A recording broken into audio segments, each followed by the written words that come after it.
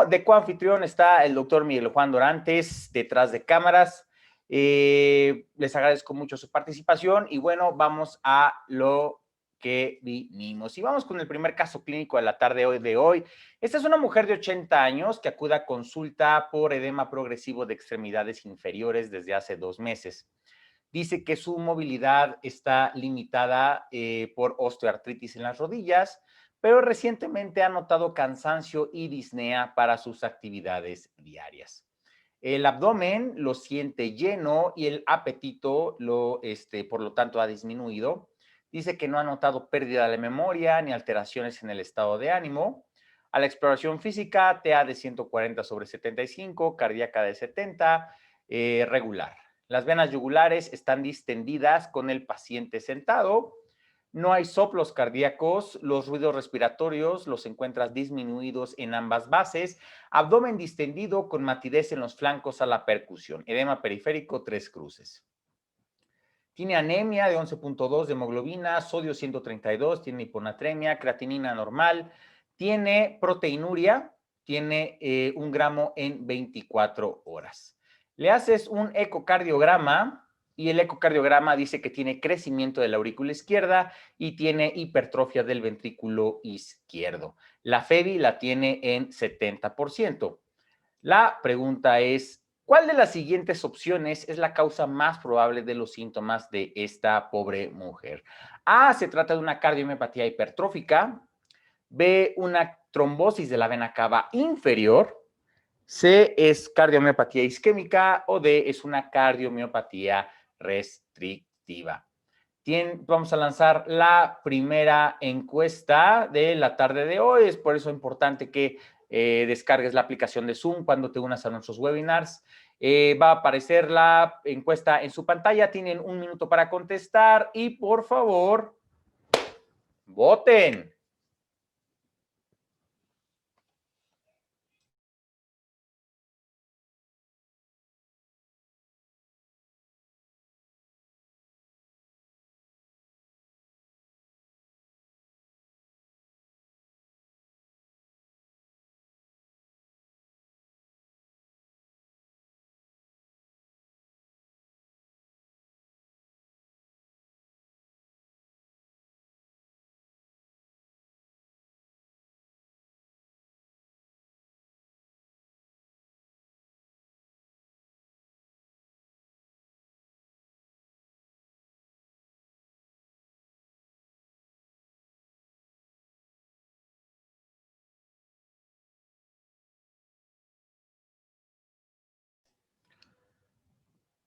Cinco, cuatro, tres, otro tres, dos, uno y tiempo. Vamos a finalizar la votación. ¡Uy, doctor Dorantes! 53% votó de forma incorrecta, solamente 1/4 de los asistentes tuvo la respuesta correcta. Esta paciente no tiene una cardiomiopatía hipertrófica, tiene una cardiomiopatía restrictiva. Entonces, la respuesta correcta es D. 53% de ustedes votaron por cardiomiopatía hipertrófica. Yo creo que por los hallazgos del ecocardiograma. B, trombosis de la vena cava inferior. Y C, cardiomiopatía isquémica, votó el 8% y solamente 1/4 de ustedes tuvo la respuesta correcta. Voy a dejar de... No se preocupen, recuerden que la finalidad de estos webinars es ajustar esos pequeños detalles para que el día del examen no vayan a tener ningún problema. Entonces, lo más importante de esto de la paciente es el hecho de sus antecedentes personales patológicos, que es lo que me parece. La paciente refiere que no tiene ningún antecedente y te tiene que llamar, ¿qué es lo que tiene esta paciente? Dice que su abdomen se siente lleno, se siente distendido y esto ha provocado que tenga menos apetito y dice que a la exploración de abdomen tiene matidez en los flancos a la percusión. Entonces, esta paciente lo que tiene es ascitis. Entonces, nos hablaría que tiene un problema de llenado principalmente del lado del corazón izquierdo, principalmente, porque ¿Cuántos pacientes ustedes con hipertensión, con hipertrofia del ventrículo izquierdo conocen que tengan ascitis? Eso es extremadamente raro. Tiene un problema de llenado esta pacientita, tiene ascitis. Tiene además algo muy, muy importante, de hecho, ¿por qué tiene que tener anemia esta paciente? Hiponatremia, esto es por los datos de la falla cardíaca, pero tiene algo que es muy importante y nunca se les va a volver a olvidar, que esta paciente tiene proteinuria. Entonces, recuerda que en el oficio al que todos nosotros nos dedicamos, que muchos me critican que así le llame, pero al fin y al cabo es una realidad. Tratamos de encajar todos los hallazgos de la paciente en una sola enfermedad. Entonces, esta paciente tiene datos de ascitis, datos de falla cardíaca con FEBI conservada. ¿Te acuerdas que antes a lo mejor leíste todavía las ediciones anteriores del Harrison? Pero hablábamos acerca de falla cardíaca izquierda, falla cardíaca derecha. Actualmente los cardiólogos ya hablan acerca de falla cardíaca con FEBI conservada o con FEBI no conservada. Entonces, esta paciente tiene, el ventrículo izquierdo está funcionando de forma adecuada, tiene un FEBI de 70%. De hecho, el problema parece que es del lado del corazón derecho. Y lo único que puede explicar en esta pacientita que tenga falla cardíaca con FEBI conservada, que tenga ascitis y que tenga proteinuria es una enfermedad que sea infiltrativa. Y eso es la maldita amiloidosis. Y así es como te van a preguntar la amiloidosis. Y son diagnósticos difíciles de hacer, sinceramente. Obviamente, en un minuto que tienes para cada pregunta del examen nacional, va a requerir de un gran grado de concentración y de conocer la patología, pero por eso en Doctor Vago estamos aquí. Entonces, no porque tenga hipertrofia el ventrículo izquierdo quiere decir que la paciente tenga una cardiomiopatía hipertrófica. Para nada, no tiene nada que ver con eso. Trombosis de la vena cava inferior, como si fuera, tendría que haber tenido algún tipo de procedimiento, a lo mejor la paciente ser cirrótica, haberse expuesto a un trasplante de médula ósea, que luego hacen trombosis de los sinusoides hepáticos, y cardiopatía isquémica, porque hubieras pensado en cardiomiopatía isquémica. La paciente no refiere que tenga ANGOR, no tiene ningún antecedente personal patológico y es difícil que una paciente a los 80 años no haya tenido algún síntoma previamente, por lo menos en el examen nacional, como para haber desarrollado algún tipo de falla cardíaca por cardiomiopatía isquémica. Entonces, muy, muy importante en cardiología los antecedentes. Pareciera algo ocioso incluso que nuestros profesores siempre nos decían que la historia clínica es de lo más básico que hay, pero créeme que sí, sí lo es. Y el paciente, en palabras de los franceses, te grita el diagnóstico cuando está sentado frente a ti. Entonces, esta es la presentación de una amiloidosis que tiene datos de cardiomiopatía restrictiva. Entonces, la amiloidosis recuerda que hay primaria y secundaria. La primaria, extremadamente rara, es una enfermedad congénita. La secundaria es la que más vemos en consulta. Los pacientes que hacen amiloide porque tienen depósito de proteínas, principalmente, por ejemplo, por mieloma múltiple, es alguna de las enfermedades que causa depósito proteico. Y estas enfermedades infiltrativas pueden afectar toda la economía de nuestro organismo. Es decir, las pacientes, por ejemplo, tienen a nivel renal proteinuria, tiene un gramo, estar estirando un gramo, es decir, estás tirando un bistec al día por la orina, pues no es algo normal. Y recuerda, a nivel cardíaco, las pacientes o los pacientes que desarrollan amiloidosis van a tener cardiomiopatía restrictiva. Hay una mnemotecnia que me encanta, que es del doctor Conrad Fischer, y que habla acerca de la cardiomiopatía restrictiva. ¿Cuáles son las causas de esta enfermedad? Sarcoid, amyloid, hemochromatosis, cancer and fibrosis. Otra vez va. Sarcoid, amyloid, hemochromatosis, cancer and fibrosis. Son las causas de cardiomiopatía restrictiva. Ojalá te estés riendo para que el día del examen nacional en el próximo septiembre del 2021, que ojalá sea un mejor año que 2020, te acuerdas de cuáles son las causas de cardiomiopatía restrictiva. Sistema nervioso central puede causar EBC, gastrointestinal, hepatomegalia, sangrado intestinal, pulmonar, nódulos pulmonares, músculo esquelético. Me parece que este es el dato clínico que más nos enseñan a lo mejor en la escuela, la macroglosia. Y puede haber engrosamiento de piel, equimosis, púrpura, y hematológico, anemia y trombocitopenia. Entonces, estás viendo a una paciente que tiene amiloidosis, No sabemos por qué la tiene, puede ser primaria o secundaria, pero esta amiloidosis le provocó una cardiomiopatía restrictiva que le está dando estos datos de falla cardíaca con FEBI conservada. Recuerda que nos decimos izquierda, derecha, también había otras clasificaciones, anterógrada, retrógrada, ya la clasificamos como FEBI conservada o de FEBI no conservada. No importa lo que digas tu GPC. Pero bueno, vamos con el segundo caso de los 3 casos que vamos a tener hoy. Esta es una mujer de 37 años que te va a ver porque tiene dolor torácico subesternal en la noche que la despierta. Dice que el dolor en ocasiones le haces un buen interrogatorio y dice que a veces tiene sudoración, palpitaciones, náusea, pero no tiene disnea. Dice que el dolor, el angor, al parecer el angor resuelve a los 10, 15 minutos. Dice ella que pues, sinceramente tiene una vida sedentaria, pero dice que puede subir 2 pisos de escalera sin dificultad, se fuma media cajetilla de cigarrillos al día. No toma drogas, no toma alcohol ni usa drogas ilegales.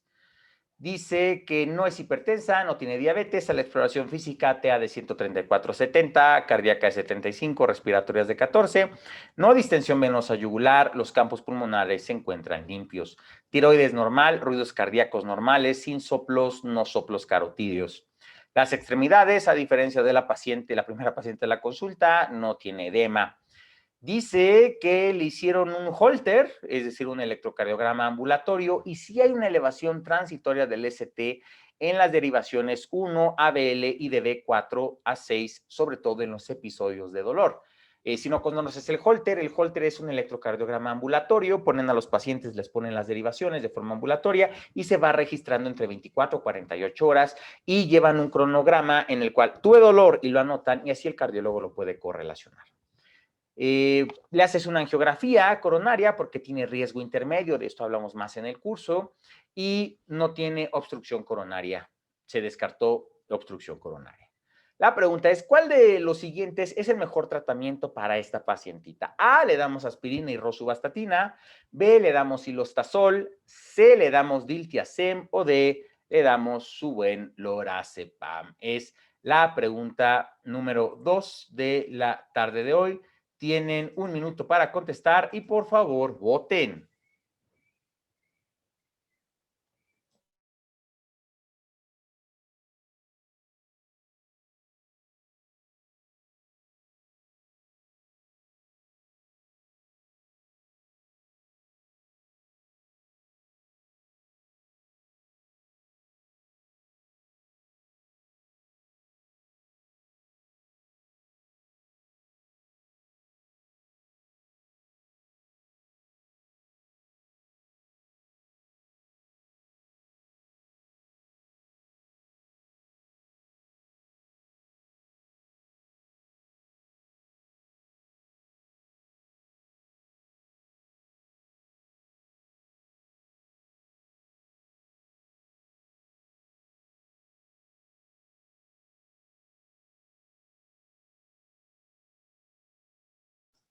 Tres, dos, uno y tiempo. Vamos a finalizar la votación. ¡No! ¡No! ¡No! ¿Por qué una mujer de 37 años va a tener cardiopatía isquémica? ¿Por qué? ¿Por qué le quieres dar aspirina y rosuvastatina? El 70% de ustedes le quiere dar aspirina y rosuvastatina para lo que le queda de vida, 50 años por lo menos. Bueno, vamos a tomarnos un poquito más de tiempo con esta pregunta. La respuesta correcta es que esta paciente requiere de un bloqueador de los canales de calcio no dihidropiridínico, que es el diltiazem. Y ahorita vamos a ver, porque voy a dejar de compartir los resultados, doctor Dorantes, en lo que me calmo.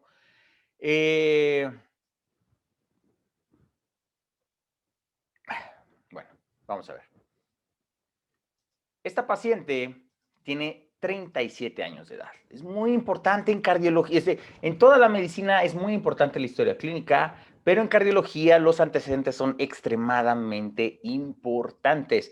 Recuerda que es una de las especialidades, una de las hijas putativas de la medicina interna más antiguas que existen. Y de los que quieren hacer medicina interna, que están conectados, seguro el 75% de ustedes quieren hacer cardiología. Entonces es muy importante el hecho de que identifiquen los datos clave, por lo menos para el examen nacional. Entonces esta mujer es una mujer jovenaza, 37 años, sin antecedentes de importancia. Recuerda que no existe un solo estudio, un marcador de laboratorio que te diga si la paciente tiene dolor isquémico o es dolor atípico o es dolor de otra causa.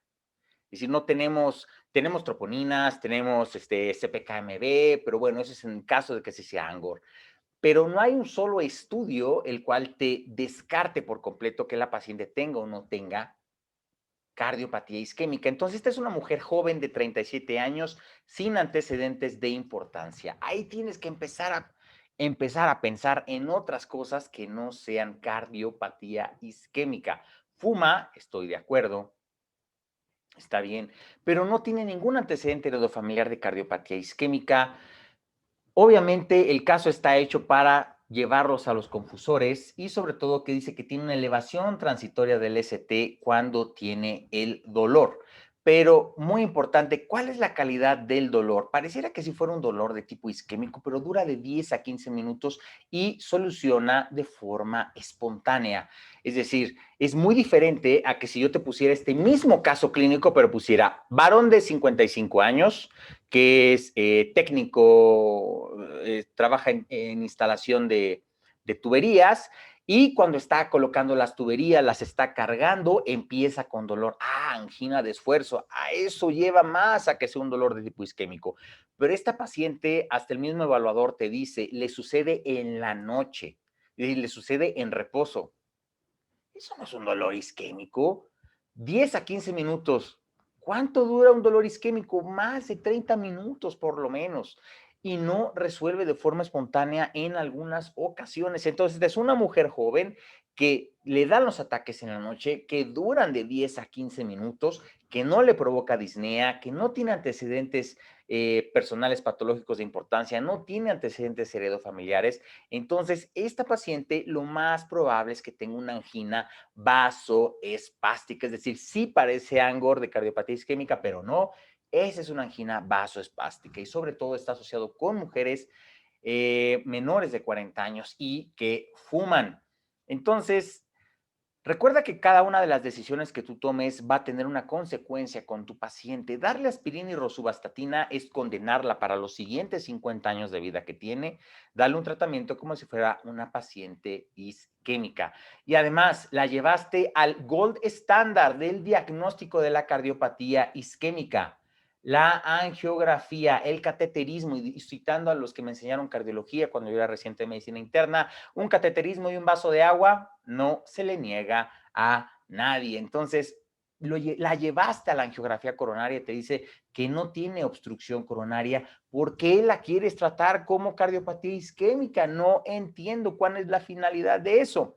El silostazol lo utilizamos para los pacientes que tienen enfermedad arterial periférica. No es el caso de esta paciente. Tendría datos de claudicación, dolor cuando camina, dolor cuando corre y además antecedentes personales de importancia.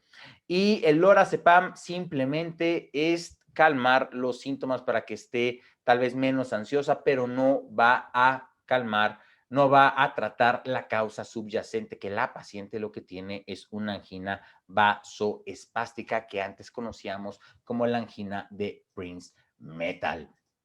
Entonces, generalmente esta angina vasoespástica, que seguramente tú lo aprendiste como angina de Prince Metal, sucede en pacientes jóvenes, principalmente mujeres de menos de 50 años, fumadoras y que, a diferencia de los pacientes isquémicos, que de hecho los pacientes isquémicos, recuerda que una de las ventajas de ser cardiólogo es el hecho de que los infartos llegan en la mañana, porque los señores un día deciden, principalmente varones, los señores deciden que hoy voy a cambiar, voy a hacer ejercicio, se compran sus pants nuevos, sus tenis nuevos, y llegan con dolor precordial a urgencias.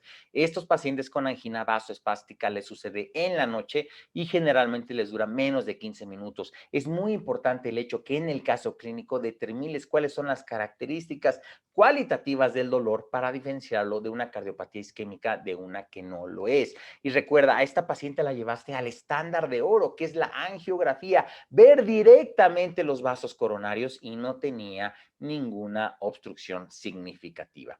El electrocardiograma, el Holter ambulatorio, puede mostrar elevación del ST porque hay un vasoespasmo de las arterias coronarias.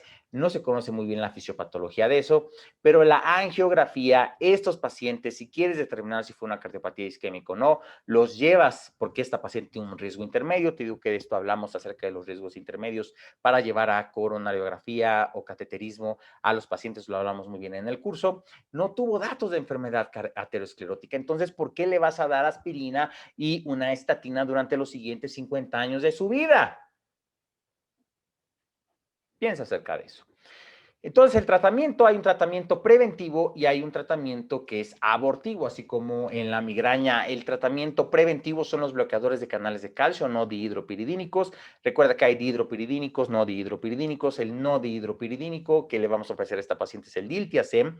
Y si la paciente tiene el vasoespasmo en la noche, le vuelve a suceder, hay que darle un tratamiento abortivo, es decir, algo que alivie el dolor, y le podemos dar nitroglicerina sublingual o isosorbide, alguno de estos nitratos que se venden de forma libre en nuestro país. Pero bueno, este fue el segundo caso clínico. El punto de enseñanza de este caso clínico es el hecho de que identifiques bien las características del dolor, que identifiques bien cuáles son los estudios para llevar a la cardiopatía isquémica y pensar que una mujer de 37 años que no tiene disnea, no tiene ángulo de esfuerzo y que la llevas a una coronariografía y no tiene lesiones ateroscleróticas, difícilmente va a tener cardiopatía isquémica. Podríamos a lo mejor debatir, doctor, y si tiene enfermedad de pequeño vaso, esa es otra cosa, pero que también hablamos acerca de ella en el curso. Pero esta paciente de forma clásica tiene una angina vasoespástica que antes se conocía como angina de Prince Metal. Pero bueno, este webinar está patrocinado y está patrocinado obviamente por Doctor Vago,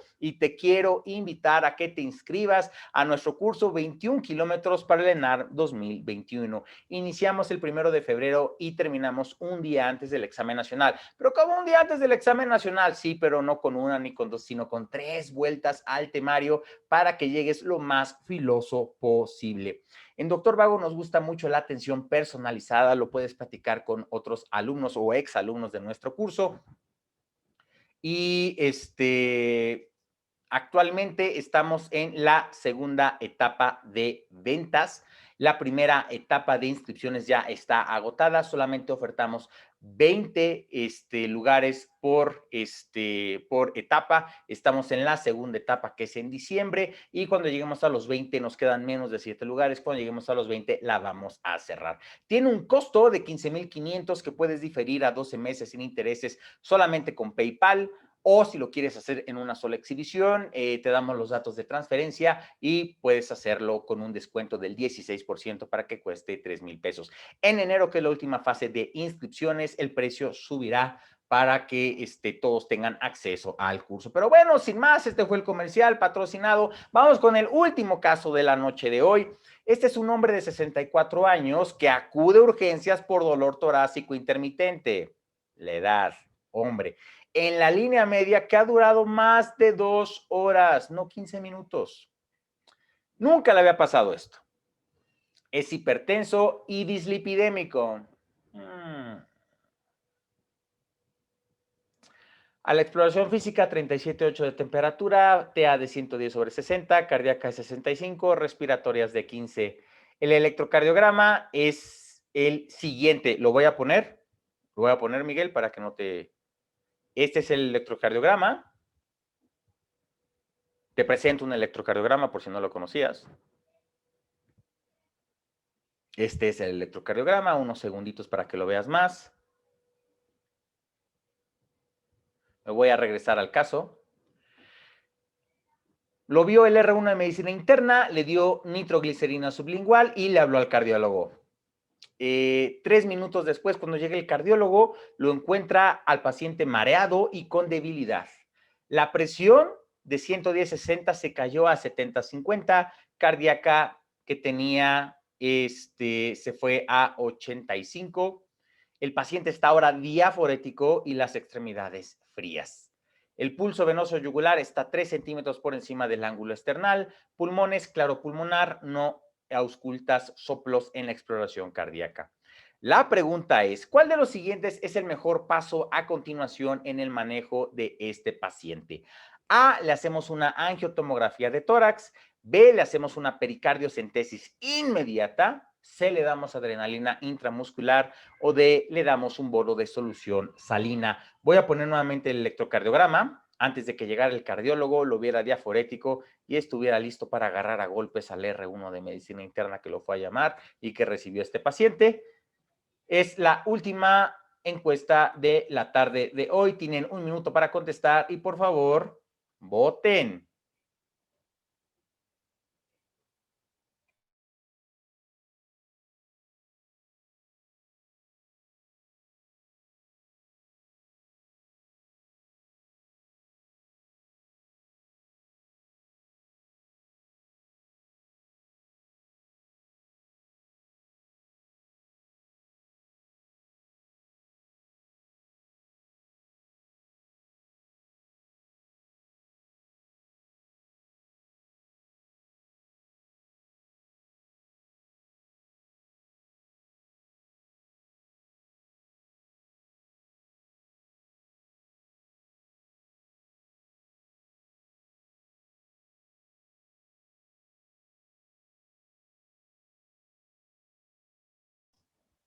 Cuatro, tres, dos, uno, otro uno. Y tiempo. Vamos a finalizar la votación. Uy, bueno, ya mucho mejor, Miguelón. 29 empatados, la opción C y D, 29%, pero B, la opción B, pericardiocentesis inmediata, quiso un 25% y A, hacer una angiotomografía de tórax, 16%. Todos escogieron por lo menos algunos de los distractores, pero la respuesta correcta de este paciente es que necesita un bolo de solución salina STAT, inmediata, como dirían los americanos. Voy a dejar de compartir los resultados y vamos a hacer el análisis de la pregunta. Ahora sí, este es un hombre de 64 años de edad con dolor torácico. Este dolor lo refiere ardoroso en la línea media y ha durado más de 2 horas.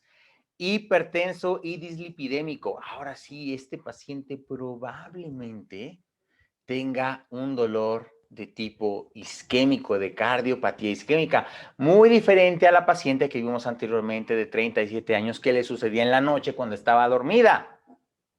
Este sí es el paciente isquémico. Es más, hasta el evaluador te debió haber puesto que se compró sus pants Adidas y sus tenis Nike o Nike, porque decidió que iba a cambiar su vida e iba a empezar a hacer ejercicio. Ahora, voy a borrar lo que estaba escribiendo y me voy a regresar al electrocardiograma. Entonces, lo más importante es el hecho que veas las banderas, porque recuerda, el síndrome coronario agudo lo clasificamos con elevación del ST o sin elevación del ST. Aquí el ST está elevado. ¿Y en qué derivaciones está elevado? El ST está elevado en la derivación 2, en la 3 y en ABF. Eso es la cara inferior, aunque los cardiólogos dicen que el corazón no tiene caras, la cara inferior del corazón, es decir, probablemente la arteria involucrada es la arteria coronaria derecha. Y recuerda que esto puede involucrar el ventrículo derecho. Ahora, hay imágenes en espejo que no sabemos por qué suceden, sinceramente, pero aquí ves, por ejemplo, depresión del ST, en 2 ves depresión del ST, en B3 puedes ver un poquito de elevación del ST. Pero recuerda, lo más importante es en el infarto agudo del miocardio, ¿tiene elevación del ST o no tiene elevación del ST? Y sí tiene ST en derivaciones contiguas, 2, 3 y ABF, que habla de la cara inferior del corazón, probablemente irrigada por la coronaria derecha. 50% de estos infartos van a involucrar al ventrículo derecho. Entonces, yo estoy seguro que en tu facultad te enseñaron acerca de la famosísima Mona, que era morfina, oxígeno, nitroglicerina y aspirina, pero Mona se quedó muy setentero y hay muchas más cosas que tenemos que hacer por estos pacientitos. Entonces, estos pacientes tienen un alto riesgo de caer con nitroglicerina, disminuyendo la carga de venosa, porque le diste nitroglicerina, era CR1 de medicina interna, y le diste nitroglicerina sublingual. En estos son los pacientes en los cuales Mona no aplica del todo, porque con esto le vas a tirar toda la precarga al corazón. Si el ventrículo derecho no está funcionando bien y todavía vasodilatas todo el sistema venoso, le vas a caer, vas a tirar la TA del paciente y lo vas a llevar a un choque cardiogénico. Por eso este residente se va a quedar una semana guardadito para actividades extracurriculares, porque de 110 lo llevaste a 70, 50 cuando llegó el cardiólogo después de estar contando sus billetes que fue a depositar al banco. Entonces, lo que necesita este paciente es volumen, volumen, volumen, poner a trabajar ese corazón. Es la única excepción, los infartos de ventrículo con extensión al ventrículo derecho, de la cara inferior con extensión al ventrículo derecho, donde no damos vasodilatadores y controlamos el dolor con morfina en su lugar. Ahora, angiotomografía de tórax. Esta paciente no tiene un dolor ahí atípico, el cual no sabemos o sí sabemos. Este paciente tiene un dolor típico de cardiopatía isquémica. Entonces, este paciente no se tiene que llevar a otro estudio diagnóstico. Este paciente directamente se tiene que llevar a una angioplastía coronaria percutánea. Ahora, ¿por qué le quieren hacer una pericardiocentesis a este señor? Tiene colita de perro, patita de perro, boquita de perro, entonces todo está gritando que tiene un infarto. ¿Por qué le quieren quitar el poco líquido que tiene en su pericardio? ¿Por qué le quieren perforar los ventrículos a este paciente? A lo mejor puede ser el hecho de que tuvo 37,8 de temperatura, pero bueno, pongámoslo como los cirujanos, respuesta inflamatoria del paciente, la respuesta metabólica. Pero este paciente no tiene una pericarditis, no tiene antecedentes de pericarditis y no tiene un derrame pericárdico que te esté haciendo pensar que necesita una pericardiocentesis inmediata. Y es más, te dice que los ruidos cardíacos están bien. No te dice que tengan los ruidos cardíacos velados, entonces no le vaya a hacer una pericardiocentesis. Y también me preocupa el hecho que le hayan dado adrenalina intramuscular. Este paciente, uno, no está en ritmo de paro, la adrenalina tendría que ser intravenosa y además la adrenalina intramuscular, recuerda que es el estándar de tratamiento para la anafilaxia, no para la cardiopatía isquémica, que me parece, de hecho, ponerle más carga simpático-mimética a este paciente lo va a llevar, pero lo va a llevar al panteón junto con tu cédula profesional. Entonces, este paciente lo que tiene es un infarto de la coronaria derecha, tiene una obstrucción en la coronaria derecha, en la cara inferior del corazón, con extensión al ventrículo derecho. No le des nitratos a este paciente porque te vas a quedar una semana y jamás guardado y jamás se te va a olvidar. Entonces, recuerda qué es lo que hacemos con un infarto agudo del miocardio con elevación del ST, que eso es muy importante. Darle oxígeno solamente si están desaturados por debajo de 90. Nitratos en excepción si el paciente tiene infarto del ventrículo derecho, y esto lo sospechamos en los infartos de la cara inferior. Hasta el 50% puede suceder así. Le tenemos que dar una terapia antiagregante con aspirina y un bloqueador del receptor P2Y12. Clopidogrel, ticagrelor, el que tú quieras. Podríamos discutir muchísimo acerca de clopidogrel, ya es inferior a los demás inhibidores de P2Y12, pero hay que darlo y dárselo ya. Hay que anticoagular a este paciente y lo podemos hacer con heparina no fraccionada o heparina bajo peso molecular. Beta bloqueadores, sí, excepto si el paciente llega con datos de falla cardíaca. ¿Por qué damos los beta bloqueadores? Y esto lo aprendimos a la mala, porque en los 70s, en los 80s, muchos de los pacientes infartados se morían de arritmias. Y vimos que los pacientes que mantenían el beta bloqueador no les pasaba eso. Entonces, el beta bloqueador hay que darlo sí o sí, excepto si el paciente llega con datos de falla cardíaca aguda. ¿Cuándo vas a reiniciar el beta bloqueador o cuándo lo vas a dar? Cuando el paciente ya no esté taquicárdico, porque generalmente todos los pacientes con falla cardíaca van a llegar con taquicardia. Entonces, muy abusado, beta bloqueador, no darlo en aquellos pacientes que lleguen con datos de falla cardíaca aguda. ¿Cuáles serían en este paciente? Que tenga los pulmones llenos de agua, que tenga edema periférico, es decir, algo que nos hable que la bomba no está funcionando bien. Y recuerda, lo más importante, este paciente con elevación del ST, ¿lo podemos llevar a angioplastía percutánea en menos de 90 minutos o no? Si lo podemos, tenemos una sala de hemodinamia en el hospital o cerca y lo podemos trasladar, 90 minutos es el estándar. Si no, este paciente tendrá que ser, es candidato a que se le haga una terapia fibrinolítica y posteriormente que se lleve a una angioplastía coronaria. En México, en la Gran Tenochtitlán, menos del 50% de los infartos son agudos con elevación del ST, son llevados a angioplastía coronaria y eso es una gran deuda que tenemos como sistema de salud. E iniciar estatinas.